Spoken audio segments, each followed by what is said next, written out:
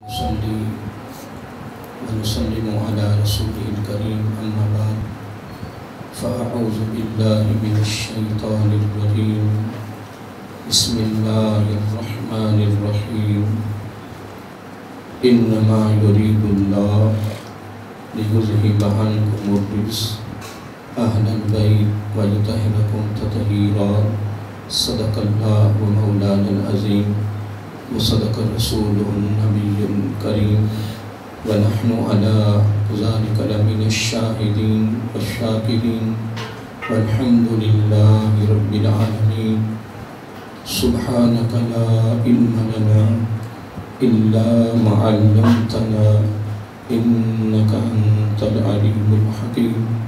درود و سلام الصلاة والسلام عليك يا سيدنا رسول الله الصلاة والسلام عليك يا سيدنا حبيب الله الصلاة والسلام عليك يا سيدي يا نبي الله وعلى آلك وأصحابك يا سيدي يا نور الله يا خاتم النبيين يا رحمة للعالمين مولاي صل وسلم دائما أبدا على حبيبك خير الخلق كلهم محمد سيد الكونين والثقلين والفريقين من قرب ومن أجم هو الحبيب الذي ترجى شفاعته لكل هول من الأحوال مقتحم ثم الرداء عن أبي بكر وعن عمر وعن علي وعن عثمان ذي الكرم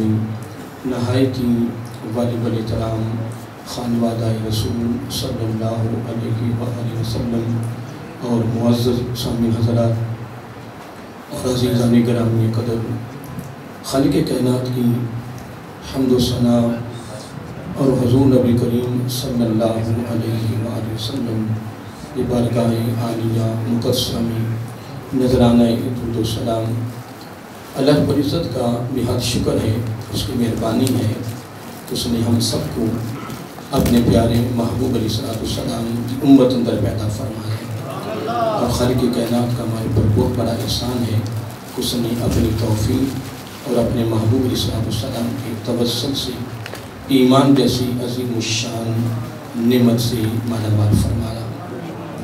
حضرات محترم، ہماری خوش نصیبی ہے کہ ہم اس وقت ہفتہ وار پیارے آقا علیہ السلام کی آن کے شہزادوں کی بارگاہ میں حاضری کے لیے حاضر ہیں۔ یہ اس کی مہربانی ہے کہ وہ ہمیں یہاں حاضری کا موقع دے رہا ہے اور عظیم مسئلوں کے ساتھ نسبت و ارادت کا رشتہ جڑا ہوا ہے۔ اللہ تعالیٰ اس کو اتباع کی صورت میں مضبوط فرمائے اور قیامت کے دن ان عظیم مسئلوں کی معیت، ان کی رفاقت، ان کا ساتھ اللہ تعالیٰ ہم سب کو نصیب فرمائے۔ یقیناً دوستو اس میں شک نہیں ہے، ان عظیم مسئلوں کے ساتھ اتباع کی صورت میں رشتہ محبت جوڑنا الحمدللہ ہمارے لیے بہترین بخشش کا ذریعہ ہے۔ اللہ تعالیٰ ہمیں ان خصوص الفاظوں پر پوری زندگی عمل کرنے کی توفیق عطا فرمائے۔ حضرات محترم، محرم الحرام کا مہینہ اس وقت شروع ہے، تو میں نے سورۃ احزاب پارہ نمبر 22 کی آیت نمبر 33 کا ایک جز تلاوت کرنے کا اور آپ سننے کا شرف حاصل کیا ہے، اور یہ رکوع جو ہے 21 پارے سے شروع ہوتا ہے اور 22ویں پارے کے آیت نمبر 34 پہ یہ رکوع مکمل ہو جاتا ہے، اور اس کی آیت نمبر 33 کا میں نے آخری جز تلاوت کیا ہے۔ تو اہل علم تشریف فرما ہے، اہل تحقیق اور اہل مطالعہ، اگر آپ قرآن مجید کا مطالعہ کریں تو صورتوں کے بارے میں، آیات کے بارے میں شان نزول لکھا ہوتا ہے، تو اس کا شان نزول کیا ہے، یہ کب نازل ہوئی ہے، وہ کن کے حق میں نازل ہوئی ہے، کس واقعے کس صورت میں نازل ہوئی ہے، اس کا سیاق و سباق کیا ہے، پس منظر کیا ہے، یہ ایک بڑی لمبی گفتگو علمی ہے، وہ اہل علم جانتے ہیں۔ تو میں ایک بات کر رہا تھا کہ یہ پورا کا پورا جو رکوع ہے، جو 21 پارے کے آخر سے شروع ہوتا ہے اور 21 پارے کے یعنی 22ویں پارے میں جا کر مکمل ہوتا ہے، آیت نمبر 34 پہ یہ مکمل ہو رہا ہے، اور آیت نمبر 33 کا میں نے آخری جز میں نے تلاوت کیا ہے۔ تو یہ پورا کا پورا رکوع جو ہے یہ آقا علیہ السلام کی ازواج مطہرات کے حق میں نازل ہوا ہے۔ ہدایات کی صورت میں، تعلیم کی صورت میں، اور اس میں یہ آقا علیہ السلام کی ازواج کو تعلیم دی گئی ہے، ہدایات دی گئی ہیں، کس لیے کہ جب تک تمہارا حضور نبی کریم علیہ السلام کے ساتھ نکاح نہیں ہوا تھا، رشتہ نہیں جڑا تھا، عقد نہیں ہوا تھا، عام عورتوں کی طرح تھی. جملے پہ اپنے غور کرنا ہے، عام عورتوں کی طرح تھی. لیکن جب حضور نبی کریم علیہ السلام کے ساتھ نکاح کی صورت میں، عقد کی صورت میں رشتہ جڑا، تو اب یہ عورتیں عام نہ رہیں، یہ خاص ہو چکی ہیں. کیا ہے؟ اس لیے کہ آقا علیہ السلام کی ازواج ہیں، آقا علیہ السلام کی کیا ہیں؟ بیویاں ہیں، اور امہات المومنین ہیں، ہماری مائیں ہیں. تو جب تک تعلق نہ جڑا، یہ جملے پہ غور کریں، عام تھیں، جب تعلق جڑ گیا تو خاص ہو گئے. اب اللہ تعالیٰ نے ان کو ہدایات کیوں کی ہیں، تعلیم کیوں دی ہے؟ اس لیے کہ اب تمہاری زندگی کا ہر عمل، ہر فعل، ہر ادا عام عورتوں سے ہٹ کر ہو. تمہارا اب چلنا، تمہارا بیٹھنا، تمہاری گفتگو، تمہارا زندگی کا ہر عمل جو ہے وہ خوبصورت ہو جائے. کیا؟ تاکہ قیامت تک آنے والی خواتین تمہاری زندگی کو، تمہاری سیرت کو، تمہارے کردار کو سامنے رکھ اس کے مطابق زندگی بسر کریں. آقا علیہ السلام کی امت کی خواتین کے لیے تمہاری زندگی جو ہے، جو تمہاری سیرت ہے، یہ کیا بن جائے؟ ایک مثال بن جائے. اس لیے اللہ تعالیٰ نے اس پورے رکوع میں آقا علیہ السلام کی ازواج کو ہدایات کی ہیں. کیا کی ہیں؟ ہدایات. اگر ہم دیکھیں کہ اگر ہم پورے رکوع میں سے صرف ایک آیت کا جز اگر نکال کے کسی اور طرح منسوب کرنا چاہیں تو یہ قرآن مجید کے نص کے خلاف ہے، قرآن مجید کے قانون کے خلاف ہے. کیونکہ جب پورا رکوع آقا علیہ السلام کی ازواج مطہرات کے حق میں نازل ہوا ہے تو پھر آیت نمبر 33 کا جو جز ہے نا، جو میں نے ابھی تلاوت کیا، وہ بھی انہی کے حق میں نازل ہوا ہے. ہم اس کو نکال کر کسی اور طرح منسوب نہیں کر سکتے. لیکن قربان جائیں، اللہ تعالیٰ نے اس آیت کریمہ کی اس جز میں بڑی خوبصورت بات فرمائی ہے کہ جب تمہارا اس ہدایات پر، اس تعلیم پر جب تمہارا عمل ہو جائے گا، تم عمل پیرا ہو جائے گی. پھر اس کے بعد اللہ تعالیٰ نے ایک بڑی خوبصورت بات فرمائی ہے. اللہ تعالیٰ فرماتا ہے کہ اب میرا جو ارادہ ہے، الفاظ بڑے پیارے، انما جو یہ تاکیدی لفظ ہے، اللہ تعالیٰ نے بڑی پیاری بات فرمائی. اور میں کئی مرتبہ یہ گفتگو کے دوران گفتگو کی ہے کہ جب پورے قرآن مجید میں لفظ قل آ جائے، یا لفظ انا آ جائے، یا لفظ الا آ جائے، تو یہ لفظ وعلموا آ جائے، یہ تاکیدی لفظ ہوتے ہیں. یعنی کوئی خاص موقع پر یا کوئی خاص کوئی بات، کوئی خاص پیغام جب کہنا ہو، دینا ہو، اس کے قبل یہ تاکیدی لفظ اللہ تعالیٰ. اب اگر اللہ تعالیٰ نہ بھی لائے، اللہ تعالیٰ کا تو فرما دینے کافی. الحمدللہ وہ خود اعلیٰ ہے، وہ خود عظیم ہے، وہ خود کمال ہے. اس کا فرما دینا ہی کمال ہے، اس کا فرما دینا ہی عظیم ہے. لیکن پھر بھی اللہ تعالیٰ نے ہمیں بھی ایک بڑا خوبصورت عمل دیا ہے.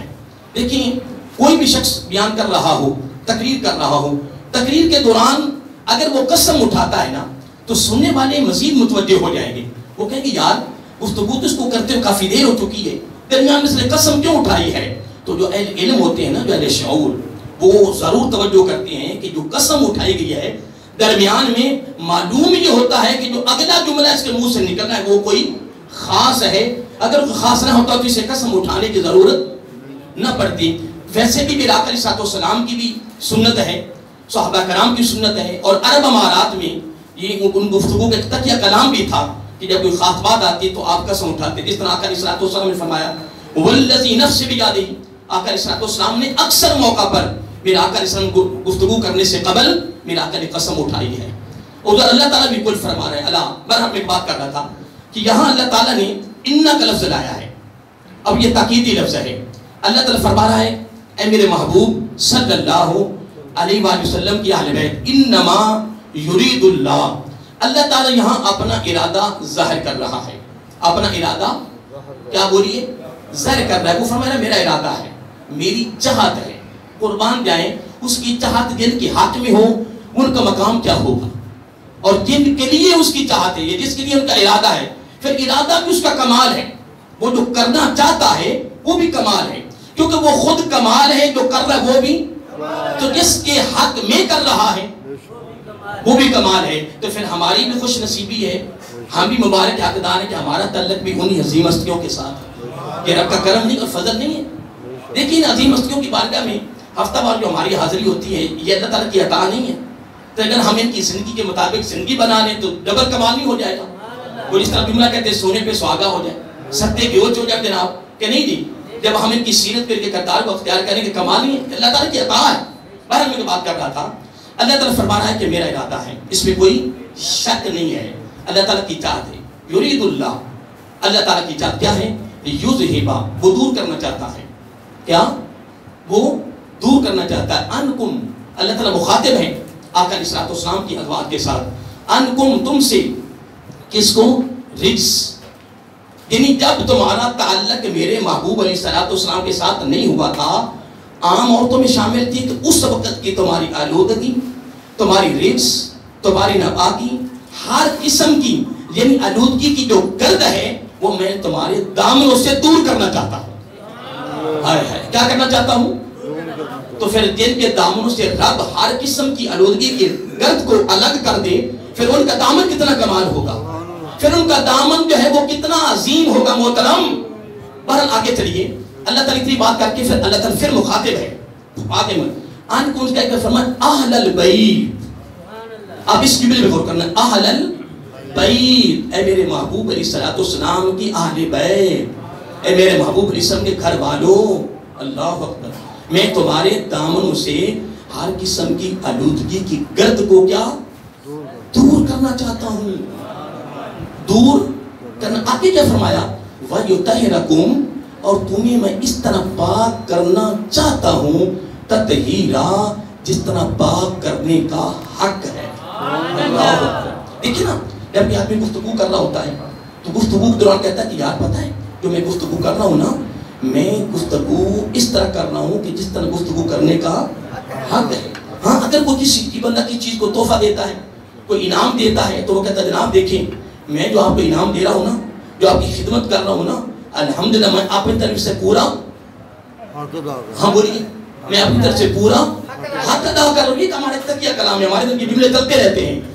اگر اللہ تعالیٰ تطہیرہ لفظ نہ بھی فرمائے تو اس کا اتنا کافی نہیں فرما دینا کہ میں تمہیں پاک کرنا چاہتا ہوں، میرا ارادہ ہے تمہارے دامنوں سے ہر قسم کی آلودگی کو اور ہر قسم کے رجس کو، ہر قسم کے شک کو، ہر قسم کے نقص کو، ایک لفظ میں شک بولا ہے، شک، نقص، رجس، ہر چیز میں تمہارے دامنوں سے دور کرنا چاہتا ہوں۔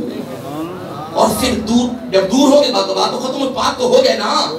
جملے پہ غور کریں، جب رب نے فرما دیا کہ میں نے دور کرنا چاہتا ہوں، اگر آگے بتائے وَيُطَهِّرَكُمْ، اگر نہ بھی اللہ تعالیٰ فرمائے تو کام تو ہو گیا، حق ادا تو ہو گیا، لیکن ساری گفتگو کرنے کے بعد آخر میں جا کر اللہ تعالیٰ کی پوری سند عطا فرما دی، پوری ڈگری عطا فرما دی۔ رب نے پورا گریڈ، ایک عہدہ جو آقا علیہ الصلوۃ والسلام کی ازواج کو عطا کیا وہ آپ نے ادا کر دیا۔ فرمایا اس طرح دور کرنا چاہتا ہوں، ایسے وَيُطَهِّرَكُمْ، کہ میں ان کو دور کر کے میں ان کو پاک کرنا چاہتا ہوں۔ اور پھر اتنے جملہ کر پھر فرمایا تطہیرا، جس طرح پاک کرنے کا حق ہے۔ قربان جو مالک تیری ذات پر، میں بڑے اختصار کے ساتھ بات کر رہا ہوں۔ اب اللہ تعالیٰ نے آقا علیہ الصلوۃ والسلام کی ازواج مطہرات کے دامنوں کو ہر قسم کی آلودگی سے پاک کر دیا۔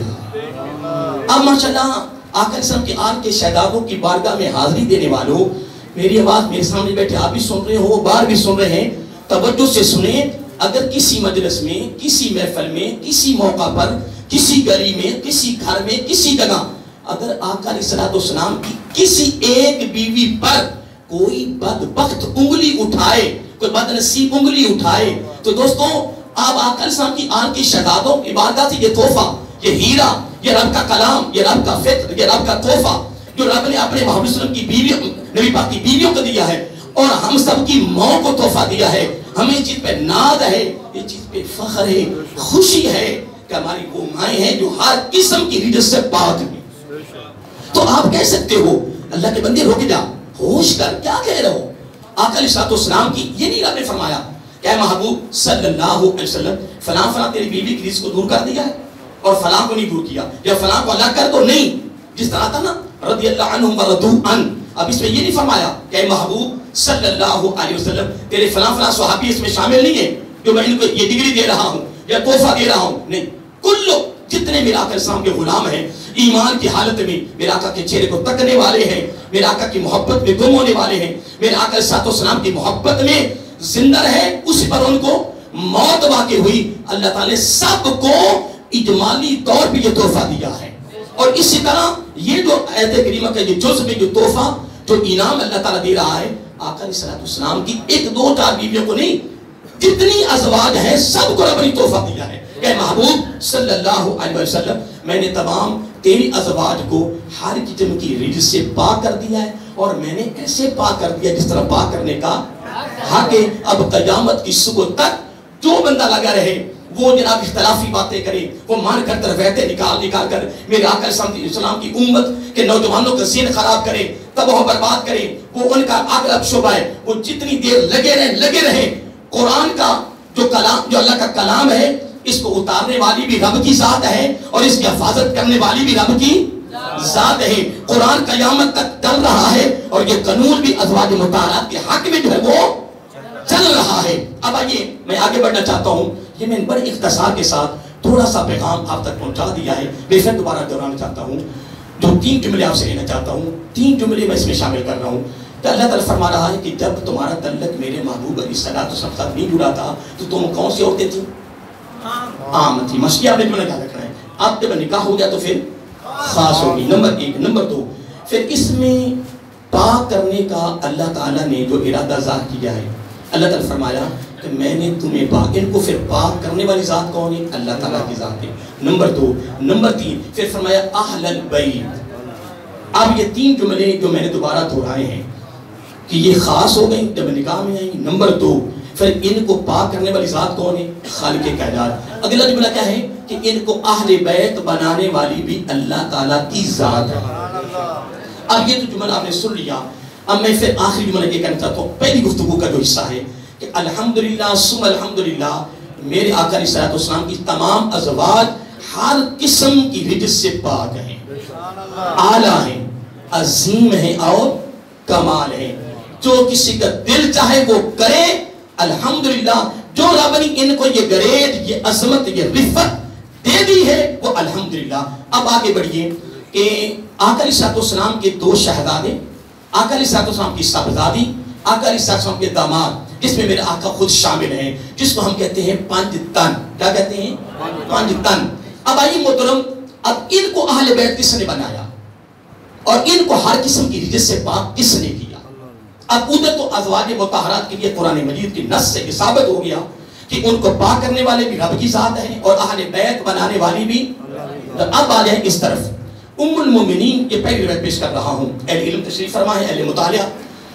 ام المومنین حضرت عائشہ الصدیقہ رضی اللہ تعالی عنہا، وہ خود فرماتی ہیں کہ میرے گھر میں یہ واقعہ ہوا، میرے گھر میں میری آنکھوں کے سامنے، میری نظروں کے سامنے یہ واقعہ ہوا۔ میں تھی، میرے آقا علیہ السلام تشریف فرما تھی، میں کیا دیکھتی ہوں کہ میرے آقا علیہ السلام نے اوپر کملی شریف کی ہوئی ہے، جس کو ہم چادر کہتے ہیں، اب وہ چادر اوڑی ہو سردی کی وجہ سے، جی سردی لگ رہی ہے کسی اور وجہ سے، آقا علیہ السلام نے اوپر کملی شریف کی ہوئی ہے، اوڑی ہوئی ہے۔ ام المومنین فرماتی رضی اللہ تعالیٰ عنہا کہ ہم دونوں محو گفتگو ہیں، گھر میں ہیں، گھر کے سین میں ہیں، فرماتی کہ میں نے اچانک دیکھا فجاء الحسن، اچانک امام حسن آ گئے رضی اللہ تعالیٰ عنہ۔ آقا علیہ السلام نے اب کیا کیا؟ فَأَدْخَلَهُ، آپ نے اپنی چادر کے دونوں پلووں کو ایسے کیا یا چادر کو اوپر کر دیا؟ نہیں بات سمجھے، دیکھو اب آپ اوپر چادر تو لے کے نہیں دکھا رہا، پریکٹیکل تو نہیں کر رہا نا، یا تو پلووں کو ایسے کیا ہوگا تو یا پھر چادر اوپر کی، پھر چادر کو نیچے سے اوپر کر کے، تو آپ نے کیا کیا؟ فَأَدْخَلَهُ، اپنے بڑے بیٹے اور بڑے شہزادے کو اپنی کملی کے اندر چھپا لی۔ ام المومن فرماتی ہے رضی اللہ تعالیٰ، میں دیکھ رہی ہوں یہ میری آنکھوں کے سامنے کام ہو رہا ہے۔ پھر فرماتی ہیں کہ ثُمَّ جَاءَ الْحُسَيْنُ رضی اللہ تعالیٰ، اس کے بعد امام حسین ہیں، فرماتی ہیں قربان جائیں، فَدَخَلَ مَعَهُ، اس کے بعد حضرت امام حسین رضی چھوٹے شہزادے آئے، آقا علیہ السلام نے چھوٹے شہزادے کو بھی کملی کے اندر چھپا دیا۔ اب کتنے چھپ گئے؟ یار کچھ تو خیال کرو، آپ تقریر سن رہے ہو، خطاب سن رہے ہو، چھپے کتنے ہیں، چھپانے والے کتنے ہیں؟ ایک چکنے ہو کے بیٹھے ہیں آپ، میرے آقا کے آگے شہزادوں کی بات میں بیٹھے ماشاءاللہ، آپ نے یہاں سے یہ ہیرے لے کر جانے ہیں، اپنے دامن میں رکھنے محترم، یہ بڑا قیمتی سرمایہ محترم۔ علماء سے پوچھو جو پڑھ رہے ہیں، جنہوں نے پڑھا ہے، محدثین سے پوچھو، مفسرین سے پوچھو فقہاء سے، مجتہدین سے پوچھو۔ اس وقت تو سہولتیں بھی نہیں تھی محترم، اس وقت تو پریس بھی نہیں تھے، گاڑیاں نہ تھیں، صحراؤں کی پرواہ نہ کی، کپڑے کی پرواہ نہ کی، سفر کی پرواہ نہ کی، کہ 1000 میل سفر۔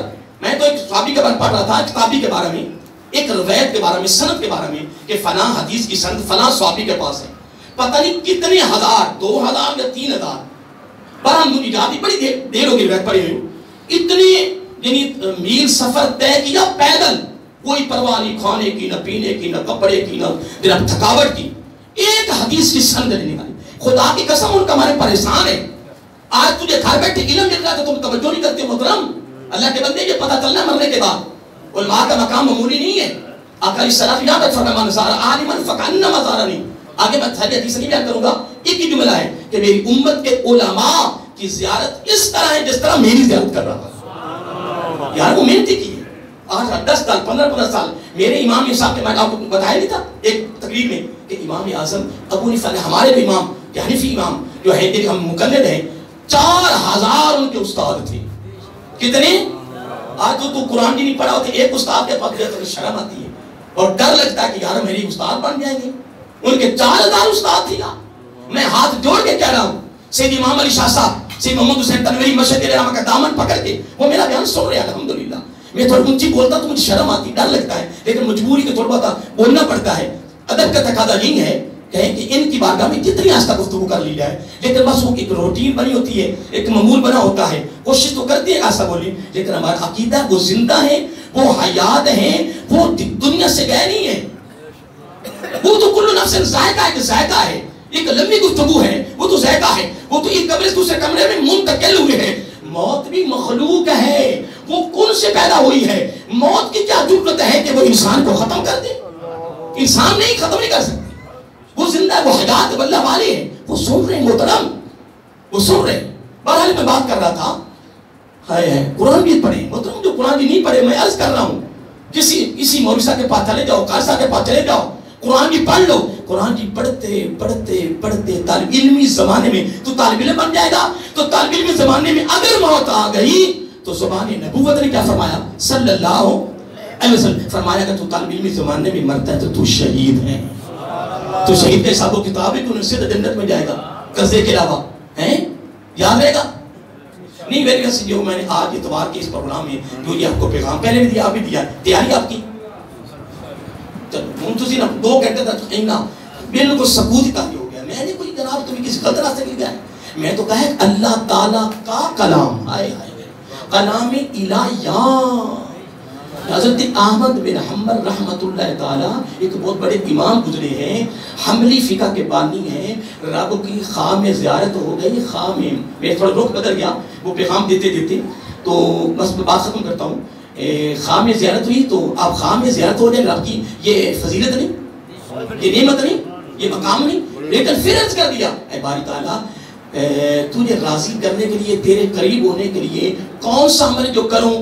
تو رب نے بھی کمال کی، فرمایا دیدار تو میرا تجھے ہو گیا، لیکن نہیں، رب نے فرمایا جو کثرت سے کیا، جو کثرت سے میرے کلام کی تلاوت کرتا ہے وہ میرے قریب ہے۔ تو امام صاحب نے ایک اور عرض کر دی، امام صاحب نے ایک اور عرض کر دی کہ باری تعالیٰ سمجھ کے پڑھے یا بغیر سمجھ کے پڑھے؟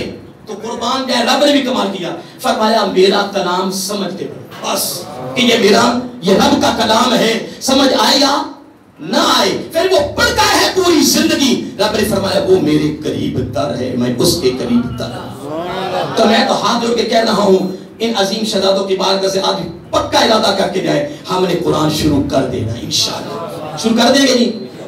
ہاں جی، تو جناب ہی شروع کرو جناب، بغیر قرآن پڑھے جاؤ گے تو کیا ہم نے کمایا پھر دنیا سے؟ آری بار اللہ کو سلامت رکھے گی۔ کتنے شہزادے کمری میں چھپے ہیں؟ 2۔ چھپانے والے کتنے ہیں؟ 1۔ تو کل کتنے ہو گئے؟ پھر فرماتی ہیں ثم جاءت فاطمہ رضی اللہ عنہ، فَأَدْخَلَهَا، اب بیٹی بڑی ہے یا چھوٹی ہے؟ پریشانی ہونا، ابھی تیاری ہے انشاءاللہ ہماری، تیاری ہے نا؟ اگر تسی نام ہی بولو نا تو یہ انشاءاللہ جو ہونا انہیں تیاری کروائی لینی، تسی بات بولو گا میرا نہیں کنی آپ تیاری نہیں کروا لینی کنی دی لا یستاخر ساعتوں ولا یستر، وہ لمحہ نہ آگے ہونا ہے نہ پیچھے ہونا ہے. سنیے، بڑی بیٹی ہے، چاہیے تو یہ تھا کہ بڑی بیٹی کو ایک سائڈ پہ بٹھا لیتی، چھوٹے بچے کمرے کے اندر جاتے ہیں، لیکن آپ فرماتی ہیں فَأَدْخَلَهَا، میں نے بیٹی کے لیے بھی دیکھا کہ بیٹی کو کمرے کے اندر ہی چھپایا ہے، بڑی بیٹی. پھر کیا فرمایا ثُمَّ جَاءَ عَلِي رضی اللہ تعالیٰ فَأَدْخَلَهُ، پھر حضرت علی آئے رضی اللہ تعالیٰ عنہ، آقا علیہ السلام نے ان کو بھی کمرے کے اندر ہی چھپایا. ازواج کو، مطہرات کو، میراث کی بیویوں کا اہل بیت کس نے بنایا؟ رب نے بنایا. پاک کس نے کیا؟ اب آؤ یہ جملہ بھی سن لو، قربان ہے. عمر مومن فرماتی ہیں رضی اللہ تعالیٰ کہ جب یہ چاروں چھپ گئے کمرے کے اندر، میرے آقا علیہ السلام نے چھپا لیا تو فوراً میرے آقا علیہ السلام تلاوت فرمائی اور ان سے مخاطب ہو کے فرمایا انما یرید اللہ لیذھب عنکم الرجس اہل البیت ویطہرکم تطہیرا. ان سے مخاطب ہوئے، ان سے کہ رب نے تمہاری رجس کو دور کر دیا میرے وسیلہ سے، تمہیں پاک کر دیا ہے جس طرح پاک کرنے کا حق ہے. اب اگلی روایت ام سلمہ کی ہے رضی اللہ تعالیٰ عنہ، کہ وہ تھوڑی سی لمبی ہو جائے گی. اب یہاں میں نتیجہ دے کے انشاءاللہ بات کو ختم کرتا ہوں. اس کے بعد حال یہ ہوا، حضرت انس بن مالک فرماتی رضی اللہ تعالیٰ عنہ کہ نبی پاک علیہ السلام دیکھیں نا کہ جس طرح یہ حجرہ ہمارا کو سرکار کا، یہ مسجد نبی شریف ہو تو ادھر سے دروازہ ہے، ماشاءاللہ جو وہاں گئے ہوئے نا سب کو پتا، انہوں نے پڑھا ہے کہ ادھر سے دروازہ تھا، آقا سے حجرہ مبارک سے نکلتے اور مسجد نبی شریف میں داخل ہو جاتے، ادھر سے ادھر داخل ہو جاتی. لیکن حضرت انس بن مالک فرماتے رضی اللہ تعالیٰ عنہ جب یہ آیت نازل ہوئی نا انما یرید اللہ، تو آقا علیہ السلام نے اس کے بعد آپ نے ان چاروں کو چھپا کے پھر انما یرید یہ بھی پڑھا اور اللہ تعالیٰ کے بارگاہ میں ہاتھ کھڑے کیے، بارے تعالیٰ اللہم ہؤلاء اہل بیتی، اے میرے مولا یہ میری اہل بیت ہے، یہ میری اہل. پھر حضرت انس بن مالک کیا فرماتے رضی اللہ تعالیٰ عنہ کہ نبی پاک علیہ السلام اندر سے نہیں آتے تھے.